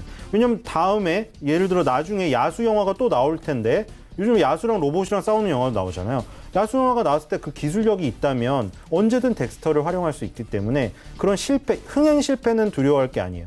흥행 실패는 두려워할 게 아니라 뭐 흥행할 것도 있어요. 지금 한반도란 영화가 또 준비 중이잖아요. 덱스터가 지금 해서 뭐 이병헌 씨랑 다 나와요. 근데 그런 영화가 흥행을 안 하더라도 기술력만 CG 기술만 축적해 놓으면 나중에 언제든 쓰인다. 앞으로 CG 기술 나올 영화 쓸 영화 많기 때문에 그런 의미에서 이제 위지익 스튜디오로 다시 가야 된다. 왜냐면 덱스터가 이제 올랐고 위지익 스튜디오가 쉬고 있었는데 이젠 위지익 스튜디오가 갈 타이밍이고, 제가 보기에는 뭐 어벤져스 흥행 기록 이 소식이 계속 나올 건데 어벤져스 수혜주라고 직접적으로 얘기할 수는 없지만 월트 디즈니와 협업 관계에 있다는 게 중요하거든요. 앤트맨과 와스프를 같이 CGVC에 싹 쐈었기 때문에 마블사의 후속작을 CGV의 스크린에스에 구현할 때 위직 스튜디오가 반드시 들어갈 수밖에 없기 때문에 계속 거론이 될 거예요. 그래서 고공 박스권에서 지금 행보하고 있는 이때 주목을 해야 된다. 박스권 하단부까지 왔어요, 지금. 그쵸? 17,000원 부분에서는 강력히 매수해볼만 합니다, 지금. 그래서 마블은 역사를 남기고 위직은 실리를 챙긴다. 이 타이틀로 마무리하도록 하겠습니다. 네, 알겠습니다. 위지윅 스튜디오에 대해서 말씀해 주셨고요. TK케미칼 하치기 전문위원 지난 시간에 말씀해 주셨는데 결과 어땠습니까? 어제 좀 급등이 좀 나왔다가 오늘은 조금 좀 쉬어가는 그런 흐름입니다. 이 회사 같은 경우는 제가 저번에 말씀드린 것처럼 유가가 좀 상승했을 때 좀 수혜를 볼 수 있다. 최근에 유가가 좀 너무 많이 오르다 보니까 우리 경제에도 상당히 좀 좋지 않은 좀 흐름을 좀 보이고 있는데, 근데 반면에 또 이제 이 회사가 최근에 이제 그런 이제 보도가 나왔죠. 삼성전자의 터치 패널을 납품하고 있는 ENH를 좀 인수를 했다라는 이야기가 나왔기 때문에 그래서 그쪽에서의 또 삼성전자 관계 그리고 또 디스플레이 또 관계가 있기 때문에 그런 쪽으로 좀 관심 좀 가졌으면 계속 좋겠고 그다음에 뭐 실적도 계속해서 좀 좋은 흐름을 좀 보이고 있다라는 거고 그다음에 뭐 수급 같은 경우도 기관들에 대해 그 매수세가 좀 들어와 가지고 있기 때문에 그런 부분에서 좀 이 종목 같은 경우는 어떻게 보면 지금까지 주가가 좀 저평가돼 있었어요. 그래서 이제는 올해나 내년에는 좀 제대로 한번 이 회사에 대한 평가가 좀 이루어지지 않을까 이렇게 예상해 보더라고요. 그래서 상당히 매출액은 좋은데 시가총액은 정말 좀 낮거든요. 그래서 그런 부분에 있어서 좀 가치 투자로서의 좀 메리트를 좀 가지고 계신 분들은 좀 보유해 보시라는 말씀드립니다. 네, TK케미칼 말씀해 주셨고요. 그럼 오늘은 어떤 종목이 좀 괜찮아 보이죠? 오늘은 이제 대덕전자를 좀 말씀드리도록 예. 하겠습니다. 아무래도 이제 시장이 이제 성장주 쪽으로 갈 수밖에 없었기 때문에 이제 5G 관련된 종목으로서의 아까 말씀드린 것처럼 대덕전자를 좀 말씀드리는데 이제 우리가 아무래도 어떤 제품을 만들었을 때 그 제품을 납품을 해서 가지고 그 납품을 잘하면서도 회수가 돈이 잘 들어와야겠죠. 현금은 안정적인 거래처를 갖고 있어야 하는 거죠. 그래서 우리나라 이제 대기업을 대표를 하고 있는 삼성전자, SK하이닉스, 삼성전기, 그다음에 뭐 캠시스라든가 파트론, MCNS, LG노텍 등 다양한 이제 거래처를 갖고 있는데 그 거래처가 상당히 튼튼하다는 거죠. 쉽게 말하면 돈을 뜯길 일이 없다는 거죠. 안정적으로 좀 돈이 들어온다는 거. 그래서 그 부분에 있어서 이제 인쇄 회로 기판을 좀 생산하고 있기 때문에 이제 아까 말씀드린 것처럼 5G 스마트폰 수혜를 좀 볼 수 있다라는 거. 그다음에 올해 2019년도에 더 많은 또 수익이 또 발생할 수 있는 그런 부분이 있기 때문에 그래서 여러분들께서 이 종목 같은 경우도 대덕전자 같은 경우도 좀 관심을 좀 가시는데 좀 짧게 뭐 대응하시는 것보다는 조금 여유를 좀 가지고 좀 대응을 하시는 게 좋겠다. 그리고 이 종목 같은 경우는 급하게 매매하시는 것보다는 좀 시장이 출렁거릴 때 오히려 저점 매수를 좀 해보시는 게 더 좋겠다는 말씀드립니다. 네, 대덕전자 말씀해 주셨습니다. 이제 오늘 시장의 특징을 좀 살펴보도록 하겠습니다. 신 소장님 어떤 종목이 좀 특징적으로 보이십니까 오늘? 네, 오늘 한세실업입니다. 한세실업이요. 자, 이거 몇 달 전인가? 저 얘기한 것 같은데. 예. 그때 한세실업 영업무역 얘기하면서 이거 분명히 또 나중에 간다. 몇 달 뒤에 또 그 뉴스 봤을 때 갑자기 이게 뭐야? 언제 이렇게 올랐지? 한다. 한세실업은 미국이랑 영향력이 깊어요. 그래서 한세실업 뉴스 검색해 보신 분들은 많이 느끼실 거예요. 맨날 원달러 환율 얘기 나오는 거. 그래서 원달러 환율이 오른다. 쉽게 말해 원달러 환율, 방송에서 나오는 원달러 환율은 그냥 달러 가격이라고 생각하면 돼요. 쉽게. 헷갈리니까. 그렇죠. 원달러 환율이 올랐다. 달러 가격이 상승했다. 한세실업이 좋다. 맨날 이런 분석이 나와요. 왜냐하면 한세실업은 미국에 많이 갖다 팔고 달러를 많이 받기 때문에 원달러 환율이 오르면 유리하다. 그리고 미국 경기가 좋으면 유리하다. 왜냐면 미국의 K마트, 월마트 같은 데 납품을 하거든요. 한세실업이 지금 좋을 수밖에 없는 거. 미국 주식 지금 날아가고 있죠. 그러니까 미국 주식이 트위터에서 트럼프의 재선을 높이 쳤잖아요. 그거는 지금 비농업 부문 고용자 수가 지금 늘어나고 있고 실질 소득이 늘어나고 있어요. 그리고 주가도 좋아요. 이렇게 되면 트럼프의 정책을 마음에 안 들어했던 민주당 진영 그 지지자라든가 그 뭐 힐러리 지지자도 솔직히 나쁠 게 없어요. 내 정책이랑 틀린다고 해도 내가 지금 이제 먹고 살기가 너무 편하거든요. 난 너무 편하게 스테이크 썰고 있고 이런데 굳이 내가 트럼프가 정책이 싫다고 해서 그 반대할 이유가 없어요. 너 먹고 잘 먹고 잘 살고 있으니까. 그래서 재선 가능성이 높다고 한 건데 미국 경기가 좋으면 한세실업은 당연히 좋을 수밖에 없는 거예요. 지금 뭐 갭이라던가 이런 거 주가도 지금 다 회복되고 있고 그래서 한세실업이 지금 후발주로 간다고 보면 돼요. 미국의 경기의 후발주예요. 한세실업이. 그래서 지금 이제 올라가기 시작하기 때문에 2019년의 모습은 2016년, 17년에 한 번도 2016, 17, 18에 한 번도 보지 못한 모습이죠. 이런 거를 언제 봤나요? 이런 양봉이 마지막으로 나온 게 2016년 1월 달 같아요. 이 정도 양봉이. 그래서 이제 처음으로 이런 강력한 모습이 나오기 때문에 다시 주목을 해야 된다 지금. 한세실업, 영업무역 다 마찬가지예요. 그래서 이런 OEM, ODM들 주목을 하시기 바라고 성장하는 기업은 3년 이상 하락하기 어렵다고 말씀드렸죠. 연봉으로 3년 이상 저번 연도까지 하락했습니다. 이번 연도부터 제 생각에 다시 달릴 것 같아요. 한세실업을 오늘의 특징주의자 앞으로 주목해야 될 종목으로 한번 삼아보도록 하겠습니다. 네, 한세실업 말씀해 주셨고요. 하체기 전문위원은 어떤 종목이 오늘 시그네티스를 말씀드리겠습니다. 시그네티스 같은 영풍 계열의 그 반도체 전문 업체인데 비메모리 사업을 주력을 하고 있습니다. 삼성전자가 시스템 반도체 비메모리 쪽 같은 경우는 한 30조 원을 투자한다는 계획 발표가 됐어요. 그리고 또 정부에서도 비메모리 쪽에다가 투자를 하겠다라는 거 나왔기 때문에 그래서 그런 부분에서 정책주로서의 좀 관심을 좀 가져보시는 게 좀 좋겠다라는 거고 시스템 반도체라는 것은 우리가 이제 반도체 여러 가지 있는데 시스템 반도체는 다양한 기능을 이제 집약한 시스템을 하나의 칩으로 만든 반도체로서 메모리 반도체와 달리 논리적인 정보 처리 기능을 담당하고 있습니다. 근데 비메모리의 대부분을 차지함에 따라서 통상 비메모리 반도체라고도 좀 불리는데 스마트폰, 뭐 태블릿 PC, 스마트 TV, 3D TV죠. 뭐 자동차, 자율주행이죠. 그다음에 뭐 IT 융합 복합 기기 등이 사용되고 있고, 그다음에 첨단 IT 제품에 대한 수요가 급증하면서 활용의 범위가 좀 크게 좀 확대되고 있다는 거고, 그다음에 우리나라가 이제 비메모리 쪽에다가 좀 투자를 해야 하는 게, 비메모리 같은 경우는 한번 생산 설비를 해놓고 나면은 그게 자주 바꿀 필요가 없어요. 그래서 대부분의 그 비메모리 생산 업체가 미국, 그래서 또 미국에서 대만에 이탁을 합니다. 그래서 미국 같은 거 AMD라든가 엔비디아, 뭐 인텔 등 이런 비메모리 쪽에 계속해서 생산하고 있는데, 그들이 그걸 계속해서 메모리 쪽은 안 하고 비메모리 찾는 이유가 생산 설비가 한번 갖춰주면은 거기에서 크게 업그레이드 안 시켜도 계속해서 제품 업그레이드 생산할 수 있다는 거죠. 근데 우리나라 같은 경우는 메모리 사업을 하는데, 이 메모리 같은 경우 생산 설비가 많이 들어가고 또 계속해서 업그레이드, 제품 업그레이드 할 때마다 그 생산 설비를 계속 바꿔줘야 한다는 거죠. 기초 투자비가 좀 많이 들어가기 때문에, 그래서 이제 우리나라도 이제는 메모리 사업보다는 이제 비메모리 쪽 사업으로 좀 가는 게 맞지 않느냐 해서 정부 정책으로서 좀 방향을 좀 잘 잡은 것 같고요. 그다음에 시그네틱스 같은 경우는 하나의 좀 재료가 있는데,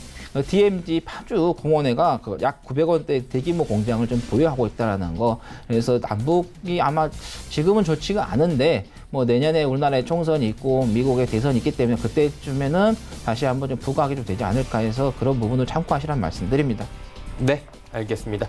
종목 상담 이제 바로 이어가도록 하겠습니다. 100원의 정보 이용료 부과되는 샵 0082번을 통해서 종목 상담들 많이 주셨는데 한 종목 가보도록 하겠습니다. 첫 번째 종목 바로 들어갑니다. 아모그린텍 종목이고요. 1,700원에 매수하셨습니다. 4918번님, 비중은 15%. 어떻게 할까요, 신 소장님? 일단 좀 그냥 팔았으면 좋겠습니다. 좀 지금 위험한 것 같아요. 아모그린텍 그 상장할 당시에 굉장히 주목을 받았었고, 신규 상장주 많이 보여드렸죠, 제가. 지금 최근에 뭐 있나요? TNR 바이오팩? 이렇게 잘 간 케이스. TNR 바이오팩, 셀리버리? 이런 것들. 셀리버리도 잘 갔었죠. 지금 잘 가고 있나요? 예, 잘 가고 있네요. 지금 이런 것들의 공통점은 이렇게 일단 이 처음에 상장하고 나서, 그러니까 심리는 똑같다고 했죠. 공모를 받은 사람들이 있다면 물론 조금 받겠지만 돈을 많이 넣은 사람들이 있거든요. 자산가들, VIP들. 그런 사람들은 그날 그냥 팔고 싶어요. 왜냐하면 공모 가격보다는 당연히 상장할 당시에 엄청 높게 시작하니까.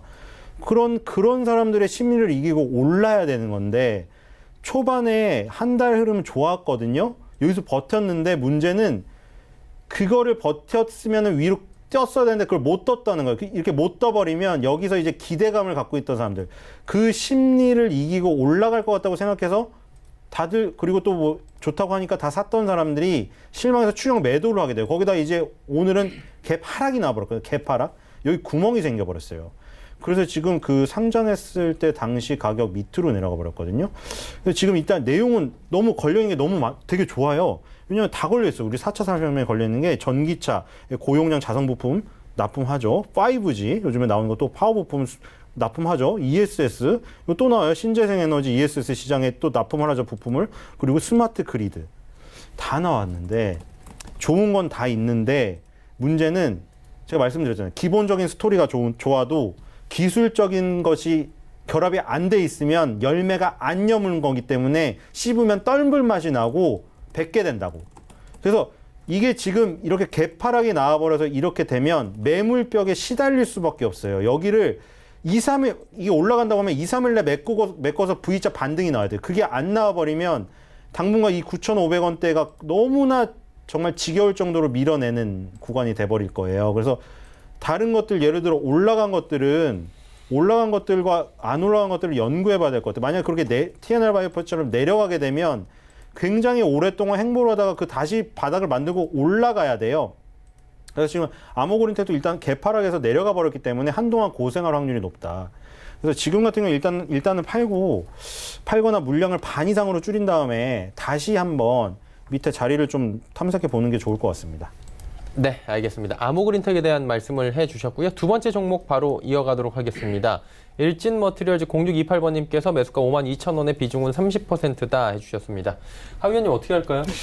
이 종목 같은 2차 전지 때문에 상당히 많이 올랐었던 이제 종목입니다. 일단은 이 종목이 바닥에서 얼마 정도 좀 최대 바닥에서 올랐는지 좀 확인해 보면은 자, 2015년도죠. 5,421원이 자, 6만 1,000원까지 올라왔어요. 엄청나게 많이 올라왔어요. 또 사이클도 보면 대세 상승으로 올라왔거든요. 한 번, 두 번, 세 번 올라왔는데 이제 여기 이 저점을 이 직전 저점을 깨냐 안 깨냐가 지금 가장 중요한데 만약에 이 저점을 깨게 된다 하면은 아예 이제는 아예 하향세로 좀 돌아가는 그런 흐름이기 때문에 그래서 매수가 같은 경우는 52,000 같은데 이 상태에서 지금 이 저점을 깨지기 전에 만약에 반등이 나온다고 하면은 그때는 좀 정리를 좀 하시는 게 좀 좋겠다는 말씀. 그래서 반등이 조금씩 올라올 때마다 조금씩 정리를 해주는 게 좋아요. 워낙 지금 많이 시세가 나왔었고, 그 다음에 추세가 좀 흔들리는 거고, 만약 저점이 더 깨지게 되면은 더 많은 하향세로 계속해서 가기 때문에 지금 약간 좀 손실을 좀 보고 계시지만은 좀 반등이 나올 때마다, 양봉이 나올 때마다 계속해서 비중을 좀 줄여가면서 좀 정리를 하시는 게 좋겠다는 말씀드립니다. 그리고 아무리 좋은 재료가 있다고 해도 그 회사에서의 조건이 있어요. 매매를 하는 데 있어서 기술적인 분석에서 일단은 바닥에서 매집이 되어 있느냐, 그리고 바닥에서 얼마 올라왔느냐 확인해야 하고, 그 다음에 재무 구조가 얼마나 좋은가, 그 다음에 재료를 보는데 지금 뭐 재료라든가 재무 구조는 좋아요. 뭐 약 3천억 정도에도 뭐 시설로 투자를 한다고 하지만은 주가 자체가 고평가되어 있기 때문에 이런 종목들은 좀 매매를 안 하시는 게 좋겠다는 말씀드립니다. 네, 일진머티리얼즈 말씀을 해주셨습니다. 한 종목 더 가보도록 하겠습니다. 황금ST 5783번님께서 1,200원에 비중 30%다라고 보내주셨습니다. 시간 관계상 좀 짧게 부탁드릴게요. 일단 그냥 길게 가져가세요. 자, 제가 세 개 미리 펴놨습니다. 태광산업, 영풍, 황금ST. 연봉이에요. 자, 그냥 가져가시면 되겠죠? 태광산업, 영풍, 황금ST. 그렇죠? 뭐를 의미하시는지 알 겁니다. 그래서 이 그 비철금속 관련 그 업종들은 결국 그냥 꾸준히 업력을 유지하면서 자기 자리에서 최선을 다하고 중간중간에 노이즈는 있지만 장기적으로 오르는 종목들이고, 금속은 계속 쓰이기 때문에 전방산업이 전반적으로 살아나게 되면 차분히 오릅니다. 그래서 10,000원대까지 다시 기다리시면 될 것 같습니다. 네, 알겠습니다. 10,000원대까지 차분하게 기다려보자라고 말씀해 주셨습니다. 마감지수 이제 함께 정리해 보도록 하겠습니다. 자, 코스피 지수가 좀처럼 회복이 안 됩니다. 2191.16포인트대에서 지금 움직이고 있는데 하루간의 흐름을 좀 정리해 보도록 하겠습니다. 보시면 2189까지 장 초반에 밀리면서 2190선 살짝 붕괴가 됐었는데 이후에 회복했고요. 2200선 향해 달려가는가 싶더니 다시 무너집니다.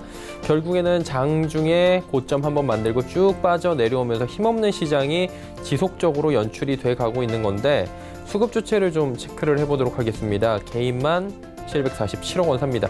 오늘 거래량도 그렇게 많이 터지진 않는 날이고요. 좀 전체적으로 눈치 보기를 꾸준하게 하는 시장입니다. 기관 189억 원 매도 가운데 금융투자가 284억 원 사고요. 연기금이 매수 물량 많이 늘렸네요. 336억 원까지 늘려갑니다. 외국인은 627억 원 지금 순 매도하면서 일단은 거래소 시장, 기관, 외국인의 쌍끌이 매도가 지금 시장을 누르고 있는 것으로 분석이 됩니다. 그렇다면 시총 상위주들의 흐름을 마지막으로 좀 정리해 볼 텐데, 삼성전자가 상승해서 결국에는 하락은 아니지만 보합권까지 다시 내려왔고요. 오늘 실적 발표한 SK하이닉스 3분의 1 토막 났지만 시장 예측치만큼 그대로 부합한 것으로 드러나면서 결국에 뭐 안 좋을 거 예측이 되고 있었고요. 그동안 밀린 주가들 오히려 지금 올라오면서 8만 원 회복하는 모습 포착이 됩니다. 현대차 지금 1,000원 정도 밀리고 있고요. 셀트리온이 오늘 3% 가까이 밀려 내려갑니다. 그동안에 많이 올라온 셀트리온 일단은 오늘 조정이 좀 나오고 있고요. 6위부터 10위 종목들 살펴보도록 하겠습니다. LG화학과 포스코는 상승합니다. 소폭씩 상승하는 가운데 삼성바이오로직스 지금 검찰 수사 소식들 지금 조금 전에 속보로 올라온 바가 있었는데 결국에는 6%가 넘게 밀립니다. 현대모비스도 밀리고요. LG생건이 140만 원이 현재 붕괴가 돼 있는 상황입니다. 다음 살펴보도록 하죠. 코스닥이 750포인트 부근까지 지금 밀려 내려간 상황입니다. 장중에 1%대까지 밀리기도 했었는데 6포인트가 넘게 빠집니다. 하루간의 흐름 정리합니다. 코스닥도 756부터 현재 포인트 751까지 빠져 내려옵니다. 일단은 오후 들어서 약세장이 더 심화가 된 상황인데 수급 주체 확인해 보면 역시 개인만 삽니다. 605억 원, 기관, 외국인 동반 매도하고 있고요. 연기금만 사줍니다. 연기금 매수 물량을 많이 늘렸네요. 117억 원대까지 연기금 매수 물량 늘려나가고 있긴 한데 하방 압력을 좀 피하긴 어려워 보입니다. 시총 상위주들의 흐름 살펴봅니다. 셀트리온 헬스케어가 3%대로 지금 조정이 나오고 있고요. CJENM도 1%대 조정, 신라젠도 1%대 조정, 헬릭스미스도 1%대 조정, 포스코케미칼만 소폭 반등에 성공하는 모습입니다. 다음 살펴볼까요? 6위부터 10위 종목들입니다. HLB부터 셀트리온 제약까지 모두 빠지는데 일단 HLB도 83,000원대까지 밀려 내려갔고요. 메디톡스 어제 급락 이후에 오늘도 빠집니다. 0.62%, 60만 원 회복이 안 되고 있는 상황입니다. 그리고 스튜디오 드래곤 역시 9만 원 초반까지 밀려 내려왔고요. 펄어빅스도 16만 원대까지 밀렸습니다. 셀트리온 제약도 밀리면서 셀트리온 3인방 모두 빠졌고 결국에는 제약바이오 업종 전체가 오늘 휘청휘청하다 보니 코스닥 시장에 지수도 함께 밀려 내려가고 투심도 함께 악화가 되면서 코스닥 시장이 조금 더 힘겨운 모습이 포착이 됐습니다.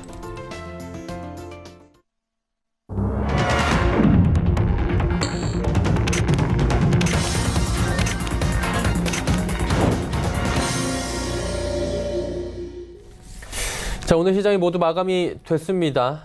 약세장이 계속해서 펼쳐진 날이었는데 시장에 대한 리뷰를 좀 들어보도록 하겠습니다. 어떻게 보셨습니까, 신 소장님? 네, 지금 좀 짜증 나시죠? 14거래일 연속 상승 기록 다 세워놓고 정작 미국 시장이 신고가니까 전혀 못 따라가죠. 그리고 삼성전자, SK하이닉스가 삼성전자가 얼마였죠 그거? 133조인가? 네. 말도 안 되는 돈을 투자한다고 했을 때 기대감 많으셨죠. 왜 못 갈까? 지금은 비메모리 반도체의 타임인 것 같습니다. 지금 미국 시장이 필라델피아 반도체 지수가 먼저 급등을 했고 나스닥이면 기술주가 다 급등을 했는데 우리나라 삼성전자, SK하이닉스가 분명히 IT인데 그렇죠? 왜 안 가는 거야 도대체? 미쳐버리겠네? 이러지죠. 전혀 핀트가 맞지가 않기 때문이죠. 지금 애플이 지금 급등하고 있잖아요. 지금 퀄컴은 날아가고 있죠. 브로드컴 날아가고 있어요. 우리 지금 요즘에 삼성전자 이제 비메모리 반도체 한다니까 막 분석 기사도 많이 나오잖아요. 거기 팹리스 기업이니 또 뭐예요? 파운드리 기업이니 팹리스 기업의 대표적인 건 퀄컴, 브로드컴, 파운드리에서는 파운드리 위탁 생산인데 대만의 TSMC, 퀄컴 같은 경우 팹리스 공장이 없어요. 설계만 해요. 자, 이런 것들이 날아가고 있어요. 지금 퀄컴, 브로드컴, AMD, 인텔, 자일링스. 자, 이런 거 올해 어디서 들어봤나요? 옛날에 PC, 데스크탑 컴퓨터 열심히 사시고 막 스펙 연구하실 때 다 뭐 들어가 있나? 인텔 칩, AMD 칩, 퀄컴, 요즘에 그 모바일 거 스냅드래곤. 삼성전자가 여기를 손을 안 댄 거예요. 이제 손을 대겠다고 하는 거예요. 이제 손을 대는데 지금 당장 수익이 안 나죠. 지금 다 팹리스 업체들 퀄컴, 브로드컴 세계 1, 2위 하는 업체들이고 지금 다 이런 쪽으로 풀려가고 있는 거고 애플이랑 삼성전자가 물론 초장기적으로는 같은 방향으로 가는데 단기적으로는 어떤 상성을 가지고 가는 것 같아요. 애플이 조금 잘 나갈 때가 있고 삼성전자 잘 나갈 때가 있고 그거의 결정적인 증거는 이거죠. 자, 보세요. 차트 똑같잖아요. 맨 왼쪽이 마이크론 테크놀로지 차트고 삼성전자, SK하이닉스. 자, 이거 다 가리고 블라인드 처리했을 때 그냥 주식 맨날 보시는 분 빼고는 맞추실 수 있겠습니까? 몇 명이나? 똑같잖아요. 완전 똑같죠. 그러니까 삼성전자, SK하이닉스는 메모리 반도체 시장은 완전히 장악을 해서 마이크론 테크놀로지와 차트가 똑같아요. 그러니까 미국 시장이 아무리 날아가도 비메모리 반도체 주만 다 날아가고 있는 거고 마이크론 테크놀로지랑 차트가 똑같잖아요. 지금 전부 20개월선에 막혀 있어요. SK하이닉스만 조금 지금 뚫으려고 발버둥을 치고 있고 그런데 그동안 이제 거래소가 약간 조금 체질이 바뀌어서 셀트리온, 삼성바이오로직스가 들어와서 많은 역할들을 했죠. 근데 제가 이제 신예들이 이제 많이 역할을 했고 발이 이제 식은 노장들이 역할을 해줘야 된다. 근데 지금 신예들도 지금 셀트리온, 삼성바이오로직스 왜 급락을 하냐? 미국의 그 바이오주들은 다 급락을 했어요. 기술주가 올라간 거지. 그러니까 이제 결과가 나왔잖아요. 삼성전자, SK하이닉스는 비메모리 반도체 시장이 파이가 없어서 못 오르는 거고 바이오주들은 또 급락을 해서 못 오르는 거예요. 그러니까 14거래일 연속 상승이고 기록에 아무 의미가 없는 거예요. 왜냐하면 갈 수 있는 핀트가 전혀 맞지가 않아요. 그러니까 지금 장은 떨어지고 있고 중소형주니 우선주들이 판치는 거 이게 정상적인 시장이 아니잖아요. 무슨 1우비, 3우비 이런 게 거래소 상승률 상위 20위안이 막 다 1우비, 2우비 막 이래요. 우선주. 이게 지금 정상적으로 움직이는 게 아니고 그래서 테마주, 우선주도 이런 거 해야 되는데 사실 그런 거 따라가기에는 정말 발 빠르지 않으면 더 큰 피해를 봅니다. 그래서 지금 당분간은 지금 애플과 그쵸 애플의 5G 스마트폰이 나오는 그거와 빈메모리 반도체의 타임이 왔기 때문에 삼성전자 SK 하이닉스는 약간 타임을 쉬어줘야 된다. 지금 투자를 막대하게 했기 때문에 그게 돌아오려면 사이클이 필요하다, 시간이. 그래서 그거를 좀 염두에 두셔야 될 것 같고, 그래서 괴리가 생길 거예요. 디커플링이 분명히. 그래서 아쉽다, 막 우리나라는 왜 못 가냐? 어쩔 수가 없습니다. 후발 증시기 때문에 그걸 감안해서 지수 관련도 투자를 하셔야 될 것 같습니다. 네, 알겠습니다. 하 위원님은 시장 어떻게 보셨습니까? 우리나라가 지금 글로벌 시장 미국 같은 경우는 좀 좋아요. 특히 이제 금 시장을 좀 살펴보면은 금 가격이 계속해서 좀 떨어지면서 안전 자산의 좀 선호도보다는 이온 회피성 자산을 좀 몰리고 있어요. 근데 그럼 이런 걸 좀 우리가 좀 수혜를 봐야 하는데 수혜를 좀 보지 못하는 게 참 안타까워요. 우리 아까 신일섭 소장님께서 말씀하신 것처럼 필라델피아 반도체도 잘 가고 있어요. 근데 아까 말씀드린 것처럼 미국 자체가 비메모리 쪽으로 지금 산업이 이제 육성이 되어 있고 우리나라 같은 건 메모리 있다 보니까 그래서 그 차이에서의 필라델피아 반도체에서 가더라도 우리나라는 좀 수혜를 좀 보지 못하고 있다는 거고 그다음에 최근에 이제 원달러 지수가 상당히 좀 많이 오르고 있어요. 어제 같은 경우도 지금 많이 올랐고 오늘도 지금 계속해서 이제 급등한 부분인데 이제 갭 상승하고 올랐기 때문에 이 갭을 이제 메꾸기 위해서는 어느 정도 좀 쉬어가는 타임이 만들어질 거예요. 계속해서 갈 수는 없으니까. 근데 이 원달러가 아무래도 급격하게 오른다면은 또 우리나라 경제에 좀 타격을 좀 줄 수 있는데 지금 원달러도 좀 많이 오르는데 오늘 또 보고 어제도 보면 원엔도 지금 엔화도 지금 많이 오르고 있거든요. 그래서 양쪽에서 지금 달러하고 엔화가 지금 동반 지금 상승하면서 참 우리나라 업체, 기업체에 조금 힘들게 지금 만들어지고 있는 그런 시세가 좀 많고 있다. 그리고 이제 우리나라는 이제 비메모리와 메모리 차이에서 비메모리가 이제 세계 시장에 가고 있는데 메모리 업체 삼성전자가 지금 가지 못하면서 특히 삼성전자 같은 경우는 주가가 시가총액 상당히 비중이 22%가 넘어요. 20%도 넘습니다. 그 다음에 SK하이닉스가 한 4%도 되고요. 그만큼 이제 삼성전자가 가느냐 가지 못하냐에 따라서 국내에 코스피 대형 지수가 영향을 받습니다. 그래서 삼성전자에 가면은 대형 지수가 가면서 지수가 가는 흐름인데 그러지 못하고 있다는 거고. 그 다음에 이제 코스닥 같은 경우는 바이오주죠. 시가총액에서의 바이오주들이 워낙 많이 차지하고 있었기 때문에 그 영향이 조금 많이 받는데 오늘 또 삼성 바이오로직스죠. 삼성 바이오로직스가 실적이 좋지가 않으면서 삼성 바이오로직스가 상당히 좋지가 않으면서 그 관련된 바이오주들이 상당히 좀 타격을 받고 있어요. 지금 현재 6.49% 좀 하라고 있는데 그래서 뭐 셀트론이라든가 셀트론 제약이라든가 셀트론 헬스케어든 뭐 휴젤이라든가 이런 많은 종목들이 바이오주들이 빠지면서 코스닥 대형주들도 힘을 못 내기 때문에 지수도 좀 가지 못하고 있는 그런 형국이다. 그래서 지금 이제 글로벌 시장에서 미국과 한국은 약간의 지금 디커플링이 발생하고 있고 반면에 이제 중국은 지금 좋지가 않아요. 중국은 계속해서 하향세가 좀 나오고 있는데 오늘도 지금 중국이 한 1% 넘게 지금 하락하고 있다. 특히 좀 중국 같은 경우는 21선과 61선에 그 갭이 있는데 21선을 이제 이탈하면서 61선까지는 어떻게 보면 열려 있는 그런 형국이다. 그래서 한국하고 중국은 좀 좋지가 않은데 자 일본이라든가 그 다음에 미국 같은 경우는 상당히 좀 좋은 그래서 선진국 쪽에서의 증시는 좀 좋은 쪽 가고 있는데 후진국들 개발도상국들은 좋지가 않은 그래서 선진국과 후진국의 갭이 좀 발생하고 있다는 건 말씀드립니다. 네, 알겠습니다. 시장이 지금 이상하리만큼 많이 밀려내려가고 있는 상황에서 두 분께서 우리 시장에 대한 진단을 해주셨습니다. 두 분은 이쯤에서 보내드리도록 하겠습니다. 벤자민 투자연구소의 신일섭 소장 그리고 샘플러스의 하채기 전문위원이었습니다. 고맙습니다. 감사합니다. 지수 정리합니다. 코스피부터 만나볼 텐데 코스피가 0.48% 밀리면서 2190.50포인트의 거래 마감했습니다. 코스닥 살펴봅니다. 코스닥 0.98%나 내렸습니다. 750선 간신히 지키면서 750선 43포인트의 거래 마감했고요. 원달러 환율이 오늘 요동쳤습니다. 9원 60전이나 급등하면서 이틀 만에 1160원대를 돌파했습니다. 1160원 50전의 거래를 마감했습니다. 자, 시장의 이슈 정리해드리는 시간입니다. 김동섭의 마켓뷰 출발합니다.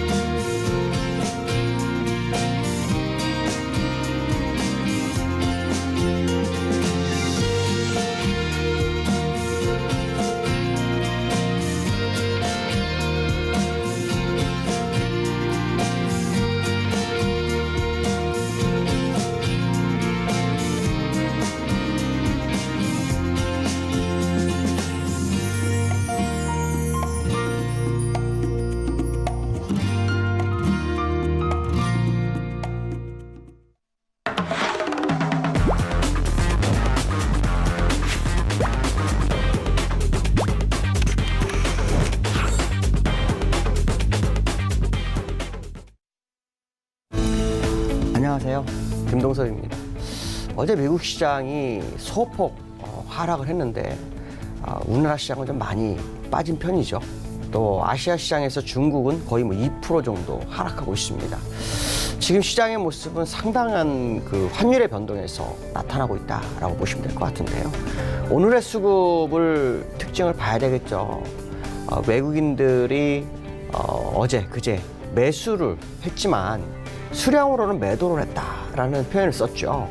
오늘도 거의 비슷합니다. 오늘도 외국인이 순수하게는 160억을 매수합니다. 그리고 비차익에서요 2220억이 들어옵니다. 그리고 기관은 매도입니다. 근데 기금은 매수죠. 그래서 기금 때문에 그나마 시장이 받쳐졌다고 하시는데요. 이걸 수량으로 또 보겠습니다. 수량으로 보시면 비차익에서 2220억이 들어왔는데 순수에서 100억 정도밖에 안 나갔죠. 근데 두 개 합계를 보면 매도가요 660만 개 정도 됩니다. 그러니까 지금 현재 시장의 모습을 보면 수급적으로 봤을 때 외국인들이 매수한다고 100% 믿어서는 안 된다는 거죠. 비차익은 제가 항상 말씀드리죠. 외국인들이 매수하는 것을 나타낸다. 근데 실제로는 전체적으로 매도 국면으로 가고 있다라고 본다면 결국 대형주를 받쳐놓고 소형주, 중소형주를 털어내고 있는 과정일 수 있다라는 생각을 해봐야 돼요. 이럴 때는 종목들이 많이 빠집니다. 과거의 사례에도 보면은 거꾸로 종목들을 많이 사주고요. 대형주를 안 사면서 시장을 받치다가 나중에 대형주를 사면 주가를 끌어올리면서 종목주들을 끌어올리는 그런 경향이 있었거든요. 지금은 딱 그거의 반대 현상으로 좀 보시면 될 것 같습니다. 그래서 현재 상태의 모습을 보면은 외국인들은 매도의 모습을 보이겠고요. 또 금융투자도 지금 약간 매수가 돼 있는데 요거 수량으로 보면요. 요거 매도입니다. 수량으로 매도하고 있습니다. 그러니까 어떻게 보면 착시 현상이 시장에 나타나고 있는 그런 상황이기 때문에 지금부터 외국인들이 수량으로 어떻게 나오는지 예를 들어서 매도를 했는데 수량이 많다 그러면 그거는 분명히 시장을 사고 있다라고 해석하는 게 맞고요. 지금처럼 이 상황은 시장을 사는 게 아니라 시장을 팔고 있는 상황일 확률이 굉장히 높다라고 봐야 될 것 같습니다. 자, 두 번째 이슈는요. 두 번째 이슈라기보다 두 번째 특징은요. 그 환율을 어저께 제가 말씀드렸는데 또 말씀드려야 될 것 같습니다. 오늘 장중한 때요. 1161원까지 갔었습니다. 엄청난 속도로 가고 있죠. 이 환율이 올라간다라는 거 이건 진짜 의미가 큽니다. 지금 이 월봉 차트인데요. 이 차트를 보시면 가만히 눈대중으로 봐도요. 우상향 추세인 거 보이시죠? 여기서 올라갔다가 놀다가 다시 올라가는 모습. 그렇다면 지금은 환율이 그냥 꺾일 자리가 전혀 아니다라는 거죠. 그럼 환율이 왜 올라갈까요? 이건 진짜 고민을 해봐야 됩니다. 일단 심리적인 게 가장 크죠.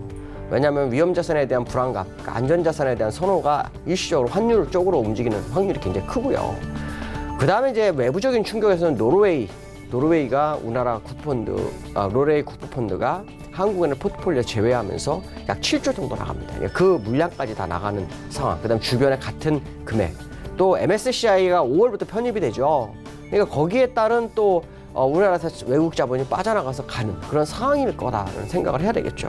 그것이 이제 한 번에 5월이 다가오면서 폭발하는 상황일 것이다라는 부분이죠. 자, 문제는 원달러가 이렇게 올라가는데 주가가요 2190입니다. 이걸 믿어야 되느냐 이게 제가 좀 걱정인 겁니다. 왜냐하면 지난번에 원달러가 1130원일 때도 지수 2000이 무너졌습니다. 이렇게 되면 굉장히 어려운 상황이 연출되는 거죠. 얼마 전에 제가 이런 말씀을 드렸어요. 수출도 안 좋은데 수입은 더 안 좋다. 지금 이렇게 올라가게 되면 수입은 완전히 악화가 돼버리죠. 그럼 상당히 부담스러운 시장의 모습이 나올 수 있다라는 생각을 해봐야 될 것 같습니다. 자, 글로벌 이슈에 대해서 보도록 하죠. 글로벌 이슈는요, 어저께 미국장이요, 소폭 하락을 했어요. 근데 미국장에는 지금 나올 수 있는 재료가 없습니다. 실적에 의한 시장의 움직임.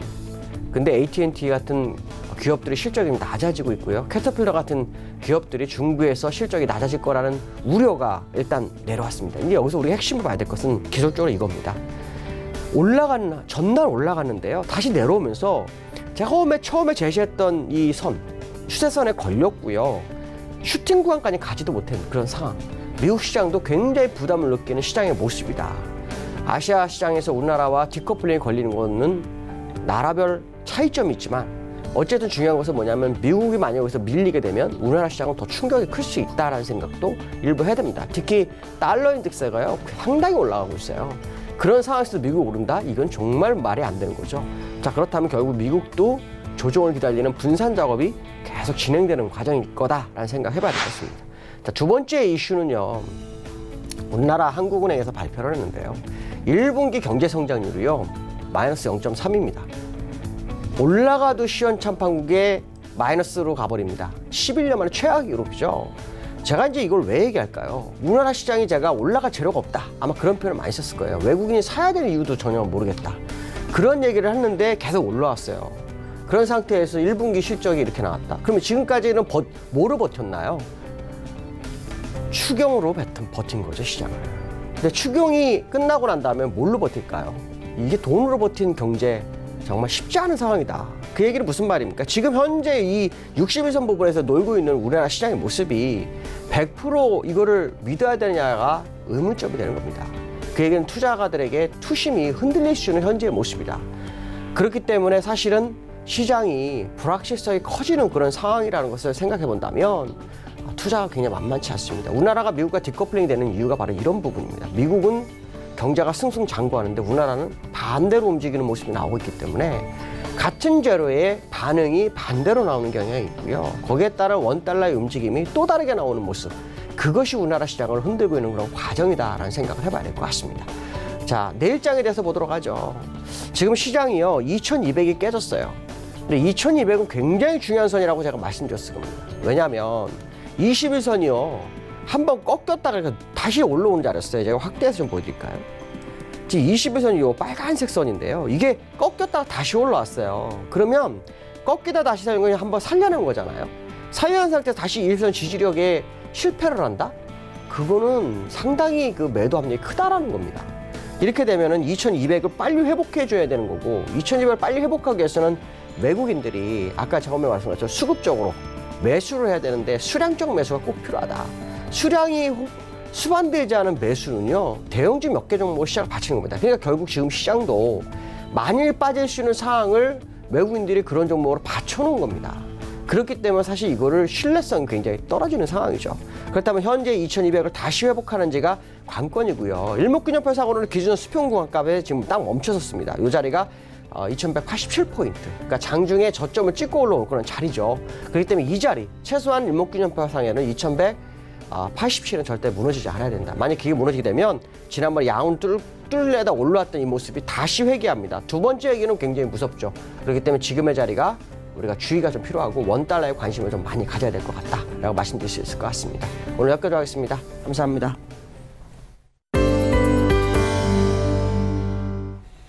김동섭의 마켓뷰까지 함께 하셨습니다. 금일폰 방송에서 제공해드린 정보는 투자 판단에 대한 조언이었습니다. 해당 주식의 가치와 수익률 보장해드리지 않는다는 점 참고해 주시길 바랍니다.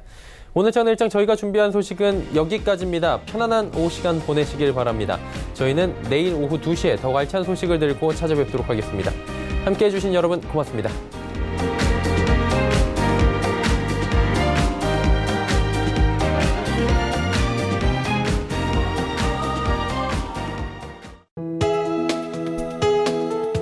방송에서 제공하는 투자 정보는 투자 판단에 대한 조언입니다.